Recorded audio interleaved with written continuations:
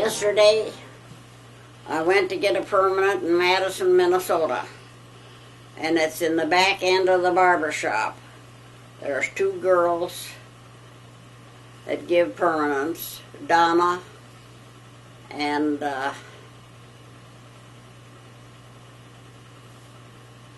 Carol. And there was a man that come in there to have Donna give him a haircut instead of stopping in the barber shop. And when he got in there, he saw me sitting there, and he said, "Well, how are you, young lady?" I said, "I'm not so young, I'm 95 years old." He said, "How is your sex life?" And Donna, the beautician, said, "It's none of your business." So he told me a story. He said, a guy went to church, and when he left church to greet the pastor, he said that was a damn good sermon.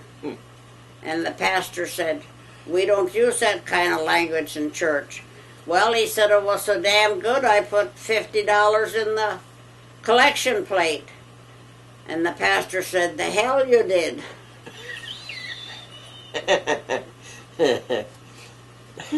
And I don't know if I can think of any funny jokes in our married life or not. We're still hanging in there. Well, they're taking all of this in on that. Oh, yeah, I say we're still hanging in, ain't we? We went to buy a new car when John was there, and we stopped in Clear Lake, and then we went to Madison. Or did we stop in Madison first? Where did we buy that first Chevy? Madison? Yeah. And then we went to Dawson and Monty, and we came back to Clear Lake and bought the first Chevy we looked at. John said, "You can't look at nothing but a Chevrolet." So we bought the Chevrolet. And we've had Chevrolets all the time till this summer. We had to get a different car, and we got a Oldsmobile. Yeah. And the last car we bought was a Citation, which was made by Chevy. You don't drive anymore now. No, you don't try to drive anymore. No, I don't. I didn't apply for a driver's license because I didn't think my legs aren't capable of using the brake and the foot feed. So since Lee retired, he's done all the driving. And he got his driver's license renewed this year, but he can only drive 45 miles an hour. 55. 55. No, you can't. You look on your driver's license. It ain't 45. How much you bet? I know it.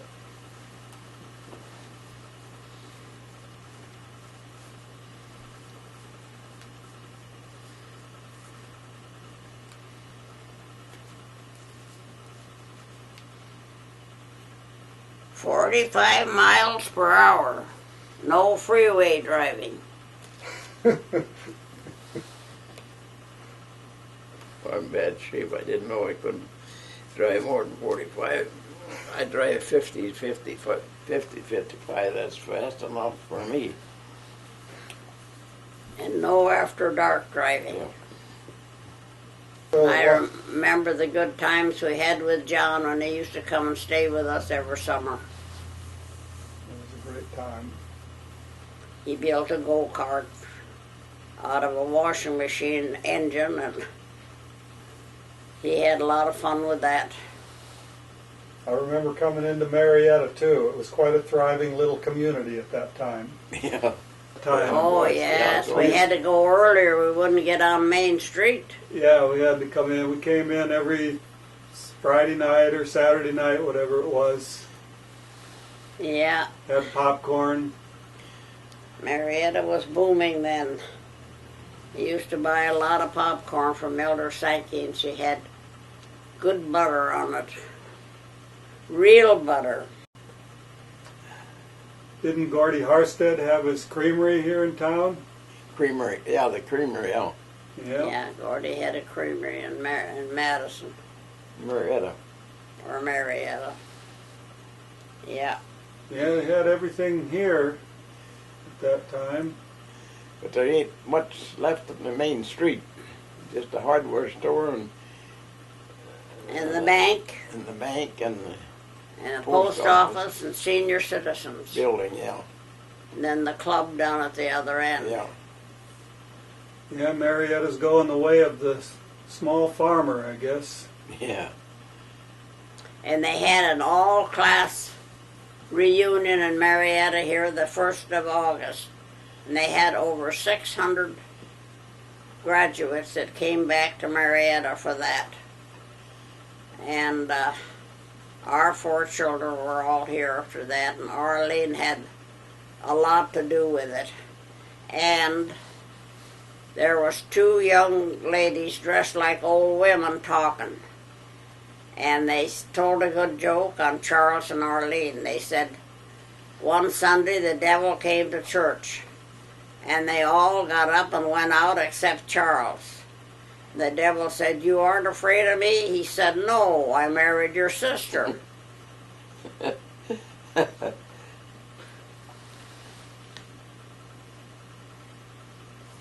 Yeah, Marietta used to have had a movie theater, Oh, a creamery, pool hall, and grocery stores. 2 grocery stores. 2 grocery 3. 3, yeah.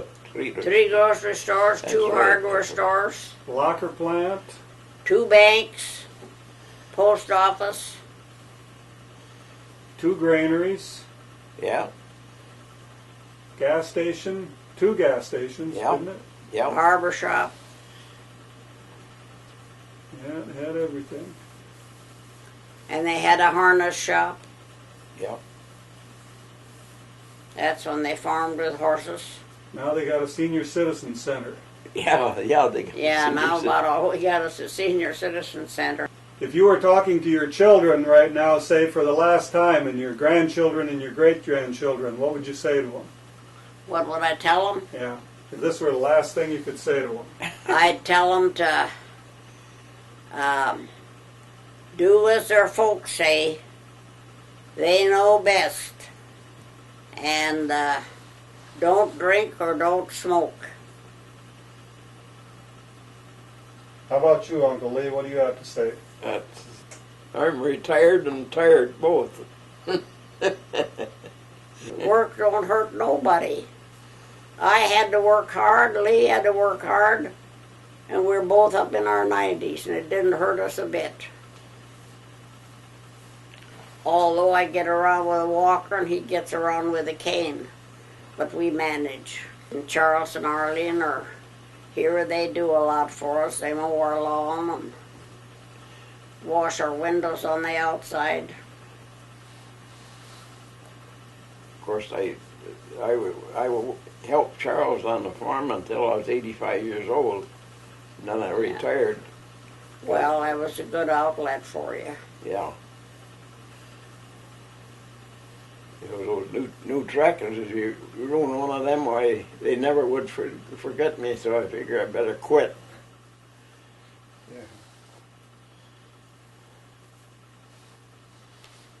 Yeah, well, I guess that's about it that I can think of. yeah, Now you can get the mail. yeah. One day at a time.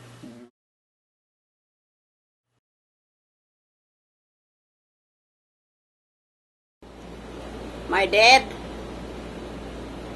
Carl Udison, was born in Denmark in 1879.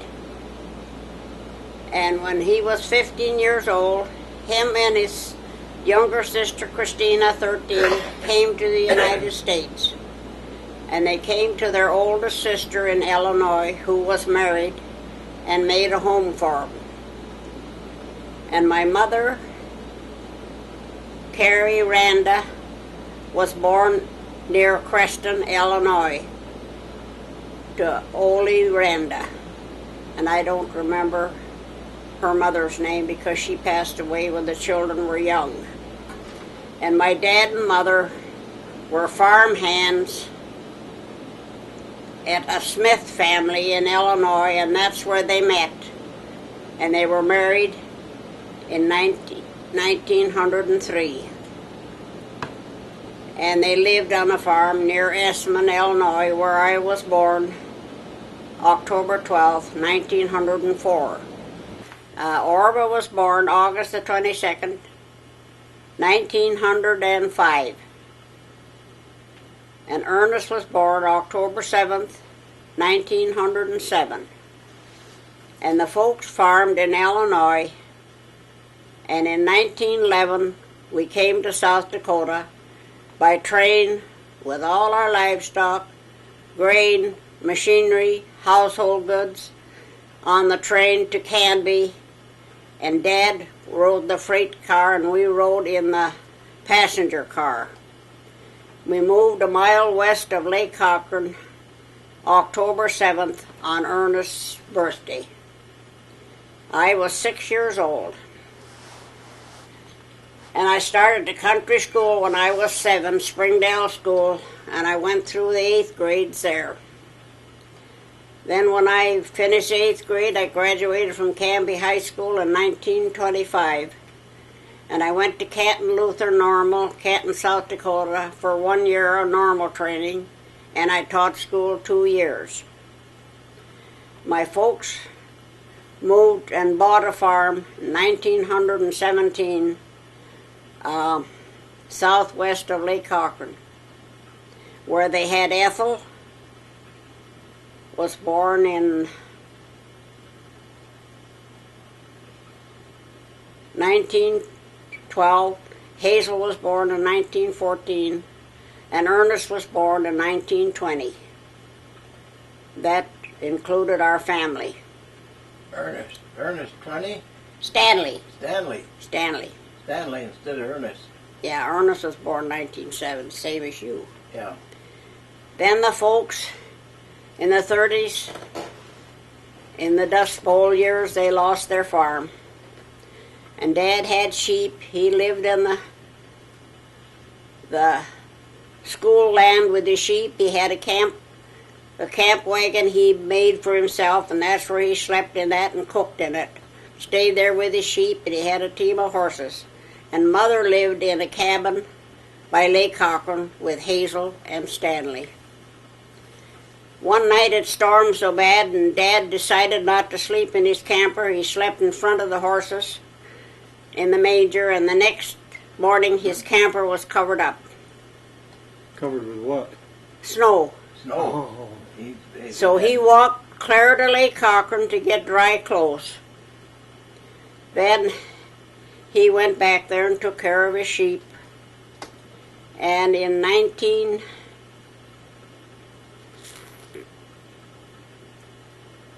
they bought a farm down in the gulch, or rented a farm from Mrs. Fitzsimmons where he had sheep.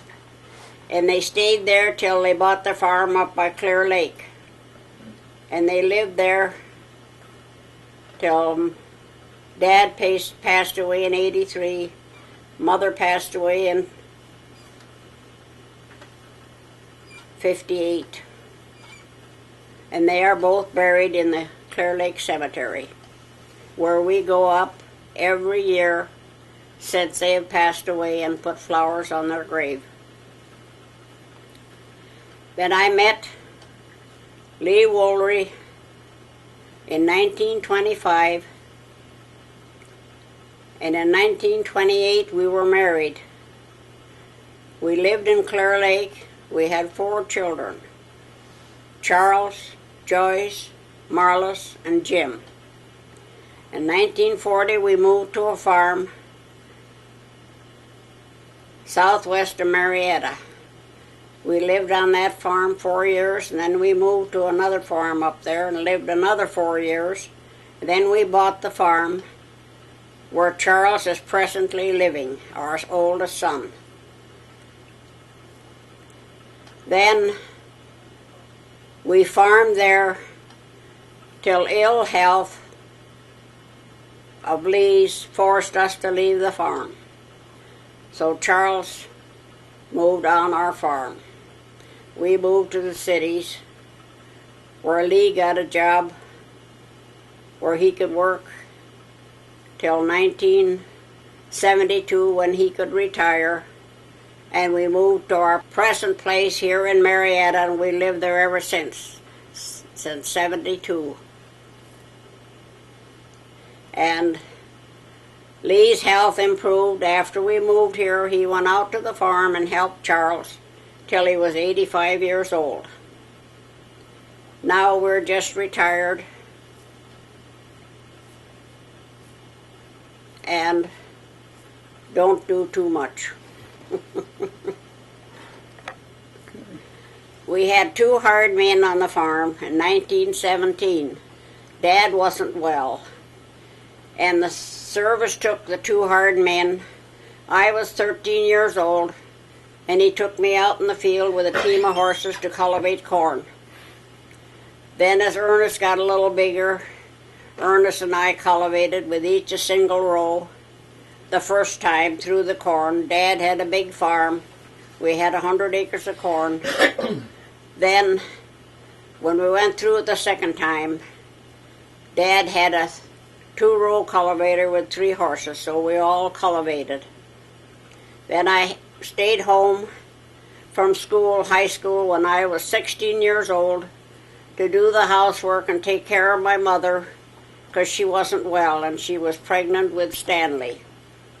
And I helped my dad in the field. I plowed, picked corn, cut corn, hayed. And then the next year I didn't want to go back to high school. I'd missed so much. Dad said, "You better go back, Mildred. You'll be sorry." So I went back and finished high school. And then I went to Normal and got to teach, which I wouldn't have had to if Dad hadn't have told me to go back. And I was very thankful for that. On the farm, I'd get up in the morning and get breakfast started, go out and help Lee milk cows, come in and fix the lunch for the kids for school, have our breakfast, and send them on to school. And after we moved on the farm, we didn't have electricity, so we just had to have lanterns and had a cooler to keep our milk and stuff in. And the children all went to high school in Marietta here and graduated, except Charles. He went 2 years, and he was in the Army over in Korea. And Jimmy was in the Air Force for 9.5 years. Then he went in with IBM and worked for them quite a few years. Then he went on his own, and at the present he's living in California, doing real good. He lost his first wife when she was only 30-some years old from cancer. Now he's married, he has a real nice wife, and he has 3 grandchildren. And Joyce married Gordon Harsted, or Charles married Arlene Harsted. Joyce married Gordon Harsted. They were sister and brother. Marla's married Alan Bossard. He's from the cities, where she has lived all the time and taught school down in the city. She taught school here, and then she taught in the cities for 26 years before she retired. And Jimmy has been in California ever since he was in service. So he left home when he was only 17, and he's doing real good. Now we expect all our children home the 9th of October for my 95th birthday. We have 4 children. We had 15 grandchildren. 2 granddaughters got killed in car accidents. Marla's oldest girl, Cindy, and Jimmy's daughter, Lee. And we have 26 great-grandchildren and 3 great-great-granddaughters. Your dad always laid in the supply of flour When the fall of the year Dad would take his wheat to the mill and get about 5, 6 50-pound sacks of flour for the winter. And he bought 3 barrels of apples, put in the basement. We had our own potatoes. We dug them. We picked potatoes. And when the potatoes were bothered with potato bugs, we each had a pail with kerosene in and picked potato bugs and put them in the pail. By hand. And on Sundays, in our alfalfa field, the young guys from around would come and play ball every Sunday. We had 2 teams. Lee was the catcher. We'd go out the folks every Sunday, and they played up in the alfalfa field. So the young folks had something to do, and they enjoyed it, and Dad did too. Every 4th of July, we had a picnic at Lake Cochran. And when we first moved west of Lake Cochran, our dad and mother and we 3 older children would walk over to Lake Cochran and fish bullheads. One time we went over there, we got 80 bullheads. We took them home. We had a tank with full of water we didn't use for nothing except keep the fish in there. We put the fish in there. When we wanted fish, we'd go out and get them with our hands and have fish. And they were bullheads. They were good then. And we had to walk to school 2 miles. For a while we drove. We had a horse and buggy, a top buggy. Orvin, Ernest, and I would drive to school. We had a barn where we could put our horses in. We had to carry our lunches. We had sandwiches and fruit, probably cake. And then, towards the last, we could bring hot dishes and set them on the furnace and have our hot dish for dinner with our sandwiches. What were your sandwiches made of? What kind of sandwiches? Well, we had, Mother would have roast. We'd have roast beef sandwiches. Sometimes we had egg sandwiches. Sometimes we took hard-boiled eggs. Sometimes we made puddings and had a little dish of pudding in our lunch pail. And we had I started in a 1-room schoolhouse southwest of Lake Cochran. And then the school got too small, so they built a 2-room schoolhouse, and we had 2 teachers, and we had 56 pupils for a couple of years. So we had 2 baseball teams. And in the wintertime, we wouldn't have any recesses. We'd take an hour and a half for noon so we could go down to the big slough and skate. And Hazel has this on her lip, and she was walking behind me once, and I went out to gather the eggs, and I was swinging the pail, and I hit her. And that's why her lip is like that. Did your mom bake all the bread that you had? Oh yeah, we baked all our bread. We baked everything. We had chickens. We always had meat. About the only thing we had to buy was flour and sugar and cereal or something like that. Otherwise, we raised our chickens. We had our eggs. We butchered beef. We butchered pork. And when we butchered pork, we made a brine, and we put the shoulders and the hams in the brine. And if we wanted to, we could smoke them. And the pork chops and the roasts, we put in big jars and covered them with lard and kept them in the basement. So when and then we canned meat. We canned beef, we canned pork, and we had a sausage stuffer. We'd make sausages and we'd can them. And so you kept raw meat covered in No, lard? it was roasted. Oh, you'd cook it and then cover it in put lard? it in there. All we had to do was take it out and warm it up. How long would it last, that? As long as you kept it in the basement covered with lard. It was sealed, Yeah. in big jars. Big. Times have changed a lot. Yeah, that's for sure. Nowadays, the younger folks don't believe it, and they couldn't do it. What was the typical Sunday meal for you that your mother made? Fried chicken, mashed potatoes, gravy, and a vegetable, and pie. Always had a garden? Oh yes, we had big gardens. Yeah, when Lee and I lived out there where Charles lives, we had a big garden. We had potatoes, and we got 100 pounds off our garden one year. We canned peas, we canned beans, and we had strawberries, and we had raspberries. So we canned them, made sauce, cooked a lot of sauce. I'd can over 300 quarts every year. Oh, choke cherry jelly. We had choke cherries down in our grove. When we were kids, Ethel and Hazel and Stanley belonged to 4-H, and my dad was the leader. And they had livestock as their projects. I never belonged, or Ernest. But Jimmy belonged, and he had cattle. Yeah. He had a nice heifer.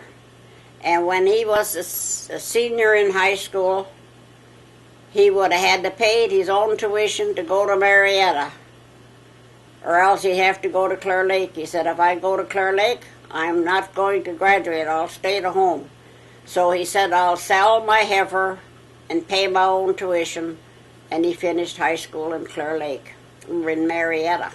What do you remember your sisters and brothers and yourself doing when you were teenagers? Did you play sports in school, or? We used to play ball in school, and on Sundays we'd go and watch a ball game, or we'd go horseback riding, a bunch of us girls go horseback riding on Sunday, and the boys would go horseback riding too. Orva and I and two Carton girls rented a cabin down by Lake Cochrane one summer when we were just teenagers, and we spent a week there, and we walked clear around Lake Cochrane. And that was fun. But otherwise, the most fun we had when we were teenagers was to visit with the neighbors. In the wintertime, we'd slide down a big hill.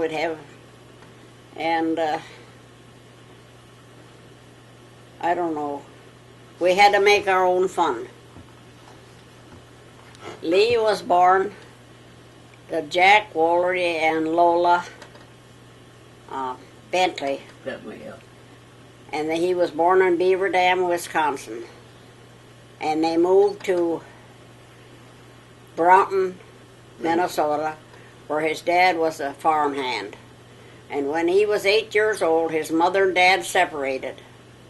His dad kept his oldest brother, Harvey, and Lee and Ray and Claretta came to South Dakota with their mother to her folks, the Mark Thompsons, that lived near my folks. And he went to school, country school. It's the same school that I taught. And one fall, Dad said to my brother Ernest, Ernest and Lee and another boy used to go horseback riding, steal apples on Sunday. And he said to Ernest, why don't you have Lee come and stay with you? Because there's nothing for him with his grandparents. They were quite old. So that's how we started going together. And then we got married. And Dad had told somebody it wouldn't last. Lee was too young. Now we're going to be married 72 years.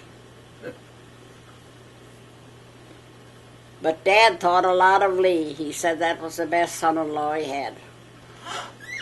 And when we first got married and lived in Clear Lake, Lee worked for the State Highway Department. And then in 1940 we moved to a farm. Tell about what Lee did for the Highway Department. What was his job? He drove a big maintainer and maintained the highways. Cleared snow in the But wintertime. the highways are all gravel then, Yeah. main highways. He run the maintainer on the highways for the state. Right. For the county, before he started working for the state, they had to plow snow in the wintertime. We had a lot of snow. And one day it was so cold, 40 below, and he stood on the grader behind the big truck, Tractor. and 40 below, stood there with nothing over him, just he had lots of clothes on, and run the blade and ate frozen dinners. The blade was all hand operated. And one night they were out in a storm, and they got back to Brant, and they called to Clear Lake and said they were in Brant and they were going to stay there. The highway superintendent said, "You come back here to Clear Lake." So he had to walk in front with a flashlight so they could see to get to Clear Lake in a snowstorm. There were 6 weeks he never saw the kids. He'd go to work before they got up, and he wouldn't come home till after they'd gone to bed. I got the whole sum of 35 cents an hour.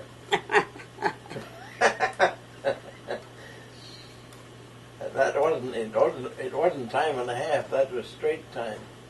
They started playing politics, and they wanted me to donate to the party. And I refused them. I said, "No, I would do no things, such a thing as that." And then so then they tried to fire me, and I had so much pull with the head officers that they couldn't get it. And they'd send a man around and check on me and sneak around. He'd be sneak around on me to see if he couldn't catch something that I wasn't doing right. And I'd come in the middle of the afternoon and with my grader, and I'd have to clean the radiator out and stuff. And so the mechanic in the office, he says, I was outside of the building, and he come to the window and he says, "Don't take too long." He says, "There's a guy out here watching you." And they tried their damnedest to fire me. So I made up my mind that I had enough of them. So the guy that we rented the house from, I knew he had a farm, and he had. Anyway, I said I'd like to go farming, and so he said, "I got the place for you and everything." He said. So then we moved up. Well, say who it was. It was Fred Seeger. So he says, "I've got a place up by Marietta," he says, and he brought us up and showed it to us and everything. And he said the tenant that he had there, he had him on share on the crop and the cattle and stuff. And he left anyway, and he left him with all these livestock and stuff. And then so Seeger said, "You can take over from there." And that's how I got started farming. He started us up farming, and then ever so often he'd come up and he'd need some money, and he always. So we got tired of telling him that he should ask us if we had any money, and then so we said, "When we need money, we'll ask you." Well, he was good about that, and so I finally got him all paid off, and then we moved to another place. Another guy out here wanted us to move on his farm, so I moved over there. But there was more land. He had more land, and so I moved over there, and then we farmed there for 4 years. 4 years, and then I decided that I wanted a place of my own. That was when the farmers did make a little money. It's different than it is now. Mm. And your grandpa wanted you to buy their farm. Your grandpa wanted you to buy their farm. Yeah, my grandpa finally down there, he come up and he wanted me to buy his farm. Well, he had a son, but he didn't want to monkey with him, I guess. He wanted to sell it to me, and his son's wife made so damn much noise about it that I heard about it, and so I told him just to forget about it, and that I'd take care of myself. And so we finally decided the place where Charles is on now, we bought that. And then You sold it to Charles. then we sold it to Charles after when we left. We farmed with horses then. I had 6 horses, and then you take 4 of them on 4. You'd always use 4 at a time, and that's the way we farmed. And so we finally bought a tractor, and after we moved over to that other place, wasn't it? Yeah. What kind of tractor? I bought a Ellis Chalmers. What kind of wheels did it have on it? Steel wheels. Steel wheels? Yeah, yeah. And I don't know. It's been so long ago with that, I don't. Remember what horsepower it was? Huh? Remember what horsepower it was? No, we farmed with both the tractor and the horses. We'd plow with the tractor and do all the heavy work with the tractor. But like when your grain got ripe, why you would have 4 horses on there pulling the grain binder around the field, and it was so hot.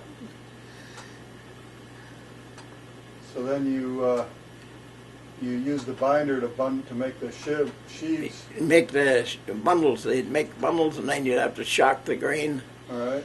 In shocks. They have about 6 to 8 bundles in each shock, and they'd. Shocking means to stand it up on end. Yeah. Just and and then when you got in the fall, where they'd have the neighbors would have some guy come in and thrash for them, so you'd have a thrashing run, and so every farmer they'd thrash for him, and you went there and had your dinner there, and then come home at night. And You had your bundle wagons? yeah, you had a bundle wagon. You had to haul those bundles up to the machine and throw in the machine. And How was the thrashing machine powered? Steam engine. Steam engine and a water boy. yeah, steam engine. Engine, separator man and the engineer and the water boy. Yeah. So it's a way different. You had about 8 bundle racks. Yeah, we had about 8 different bundle wagons from Hauling bundles. hauling bundles. And then the grain was run into a wagon box. Right. Tell about what you did with the grain. We'd put it in the granary. You had granaries to put it in, bins. Mm-hmm. If you had flax and stuff like that, you generally sold it, hauled that to town and sold it. It was Oats mostly for feed, yeah, oats and barley. and then corn.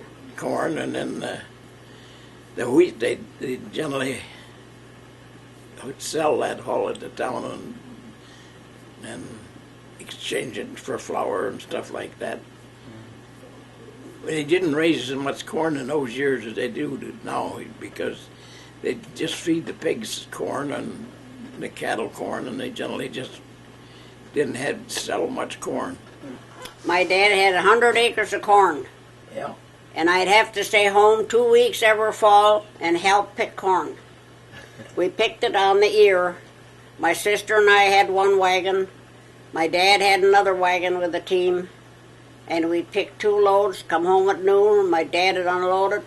We'd have dinner and go back in the afternoon, pick each another load. There's Charles and Arlene there now. Yeah. And then we put it in the cribs, and we had somebody come in and shell it, and what we didn't feed, we sold. And we burned cobs in our cook stove. So you used everything. We didn't waste nothing. Yeah, they said they'd be here 5:45. Is it on? Yeah. Dad went out to Wyoming. His oldest brother Pete has already gone out there to, and then his brother next to him, Bert, came out there to, it must have been near Jackson Hole, Wyoming, and herded sheep. They lived on a big sheep ranch. They had camp wagons that they lived in and cooked in. And Dad was the cook. And about once a month he had to make a trip to town, which took him a day with his 4 horses and camp wagon to get there and get his groceries and load up and come home the next day. He bought groceries for a month. And then must have been early 1900s, his folks were coming over from the old country and bringing a sister and 2 brothers, which he had never seen, his 2 brothers.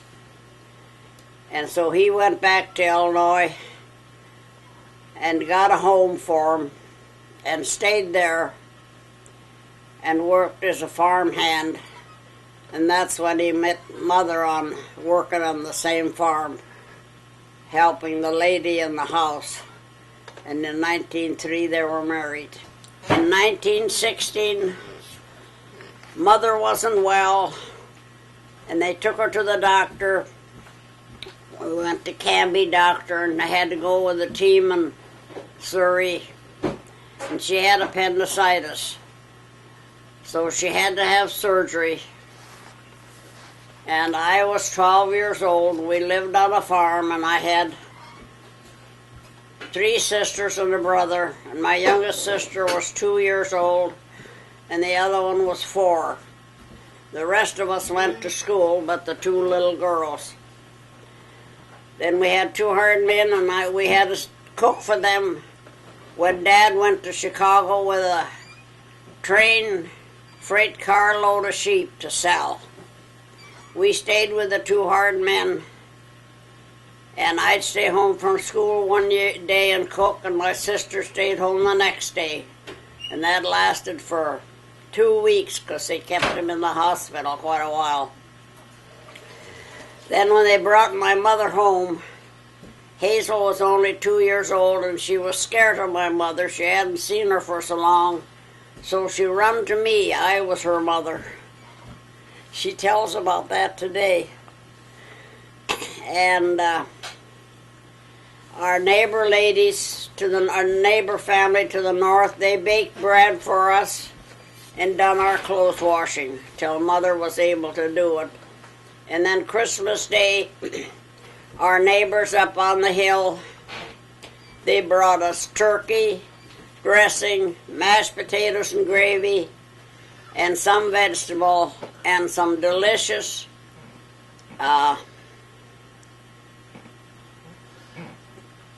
fruit pudding. It was baked. It was real good, and they made hard sauce and put on it, and it was delicious. And I guess that's it about that.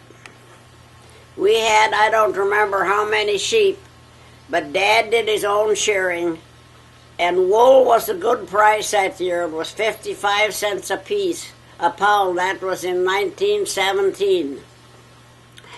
So we bought our first car. It was a Rio, and the wool paid for the car.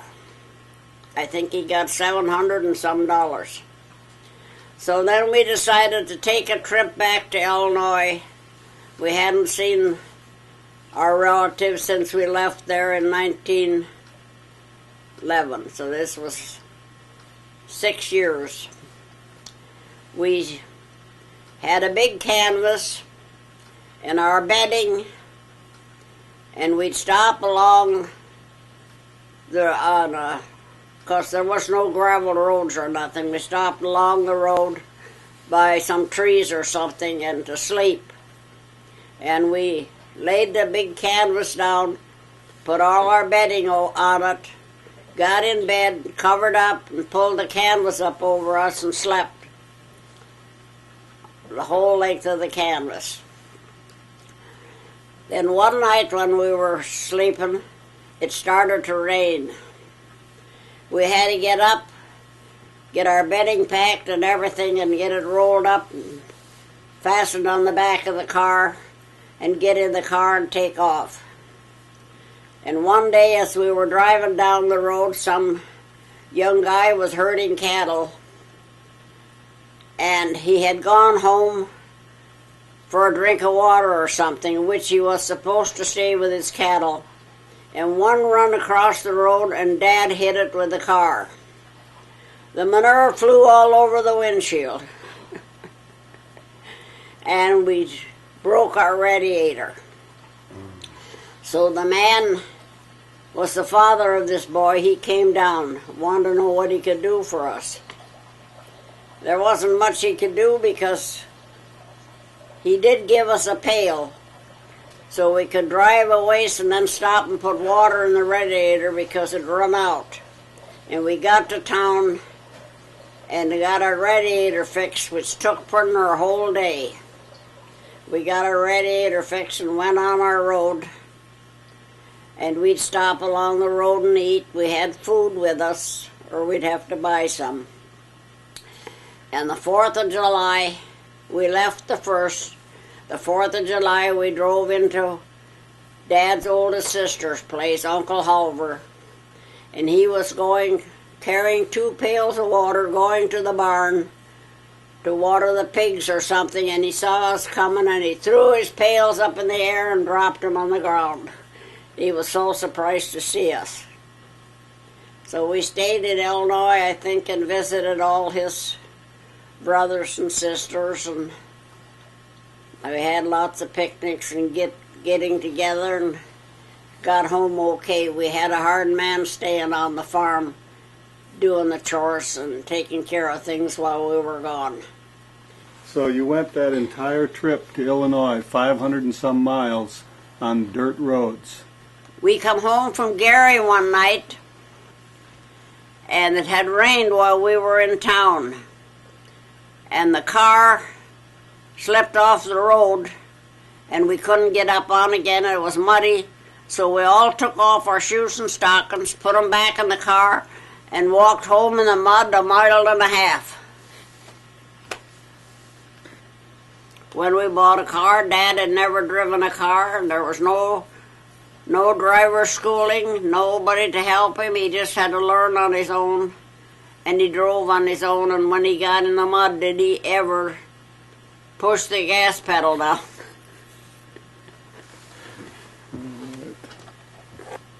Every fall of the year, we used to drag dead logs up out of the grove to cut for wood for winter heating. And we were over to our neighbor's cutting, and he was brushing off the sawdust after they got a log cut, and he had a glove with 2 thumbs in, and the thumb sticking up on the top, caught in the blade and pulled his hand in there and cut his hand off. Grandfather Udison never wore gloves, right? No, Grandfather Udison hardly ever wore gloves. If he had them, they'd be in his pocket. And his mother knit him wool mittens that he's supposed to wear, and he put heavy other mittens over him to protect him from getting dirty. And he didn't hardly ever wear them. He'd drive to town. He'd have his mittens with him, but he had them in his pocket. He had tough hands. When I was teaching school, when the weather got real bad or was stormy, my dad would take me to school 3 miles with a team of horses and a sled. And one morning it was so cold when I got to school my foot was froze. And I had to start the fire, and my foot got so sore and swollen up I had to wear a bedroom slipper for a whole week when I was teaching.